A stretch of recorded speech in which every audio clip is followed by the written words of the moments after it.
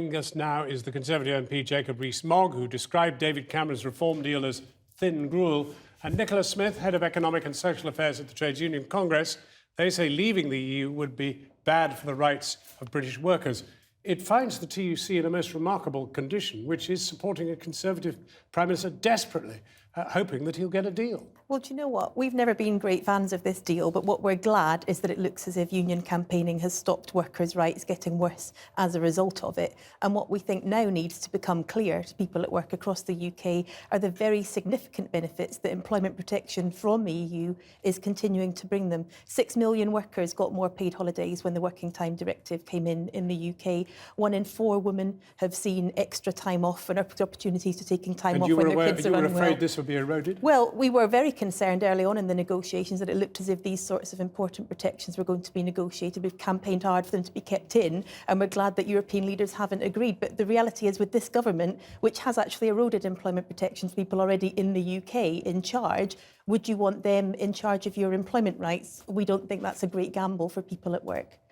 Well, Jacob Rees-Mogg, you claim to have changed your position, but you have all the visage of anti-EU from the outset. Well, I don't like our current relationship with the European Union, but the Prime Minister initially said he was going to try and get a fundamental change in our relationship.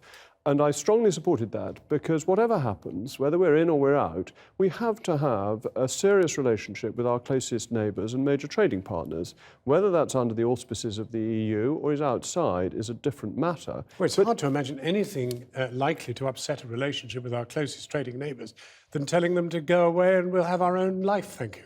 Well, we had our own life perfectly well before we joined. Jolly long time ago. 1973 is not that long ago. You were telling me earlier you voted in the referendum and you're not that close to retirement. So even young men remember when we Flattery joined. will get you everywhere, but but the point is that there are other international bodies that we can deal with. We can have our relationship with the European Union through the World Trade Organization in terms of trade. There are a whole host of other bodies that we can cooperate with them through. But it is obviously sensible and in the British interest to have diplomatic relations with many countries, not just European ones. He makes it sound very easy, casual business. Well, if I was someone, well, I will be voting in the referendum, and I was thinking about what's best for my future and my children's future, I would think very hard about the impacts on employment, for example, of leaving the European Union. 3 to 4 million jobs depend on our trade with the EU. 40% of our exports go to the EU. Lots of our investment depends on that. If we think we'd get the same prices, the same opportunities, if we're trading with that market, if we just removed ourselves from the club, I think perhaps we're kidding ourselves. And I've already mentioned the employment rights protections people get. If you're an agency worker in the UK, your right to equal treatment with a full-time worker comes from the European Union. Well, those are the fundamentals, and the idea that this shadow negotiation is really going to make any difference, it hasn't really changed the equation.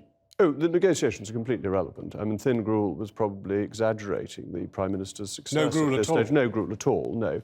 It's tinkering at the edges. We can't even decide who we pay benefits to, and we're going to have to pay benefits to lots of children not living in this country. So there's nothing in the renegotiation. There ought to have been something, and that is disappointing.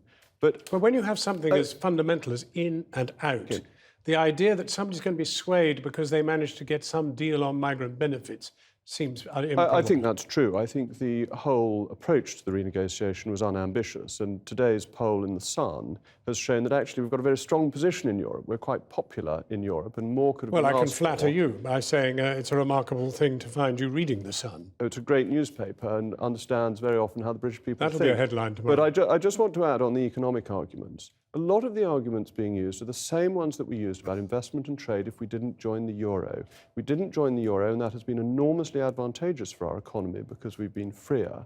And on employment rights, actually, I trust British voters to elect governments to make their employment laws for them. I don't think those laws need to be made for us by foreigners. A Labour government may wish to campaign for more employment rights. A Conservative government may wish to reduce them. But surely that's the right of voters, not the European courts. I think the reality is that in recent years, the big employment rights gains under Labour and the Conservatives that people have seen have come from Europe. Paid holiday, paid rest breaks, rights for time off if you've got kids and your kids are unwell, protection from discrimination All of those if you're you would pregnant. support? All of those come Would from you the EU. support? And I'm waiting I for a government. I don't support all the I'm waiting employment for rights government that come ministers from to go on record and start defending them and start making the case to the people at work about why they think that actually an EU that works better for people at work would be one that gives us more of those protections, not fewer. What Nicola's just spelt out are the fundamentals by which people now live. I don't support all the rights that have come from the EU, but most fundamentally... So you'd erode them. As soon as we were out, you'd scrap all those rights which she spelt out. There are some elements that I would change, and I think certainly the changes to agency I employment think this is were a very big question unhelpful. for people. I mean, But- you've got a Conservative government at the moment that's introduced reductions in people's protections from unfair dismissal, fees for employment this tribunals. Do people trust that under this government those important protections would be safe if we voted to leave? This is democracy, that if people don't like what the government does, they can elect Jeremy Corbyn to do something different. The problem with Europe is whether you elect Jeremy Corbyn or you elect David Cameron, we can't change our employment rights. They're set by somebody else. So the vote you cast in the ballot box in the next election is devalued. Under governments across the last decades, Labour and Conservative, these have been employment gains that have been initiated in Europe and transposed into UK law. What we're seeing is they've brought real benefits for people and for their families. And if we were to leave, who knows what would happen? Would those rights all be suspended? Would they be reintroduced by one government or another with less protection? That's democracy. Would we see things get worse? You know, actually, I think people have got a lot at stake here in terms of how they may find their own rights, their paid time off, their holiday, and also their jobs and those opportunities for their kids. Just a last one for you. You've shown you're in touch by reading The Sun, but are you hearing how many Tory MPs are now going to go no?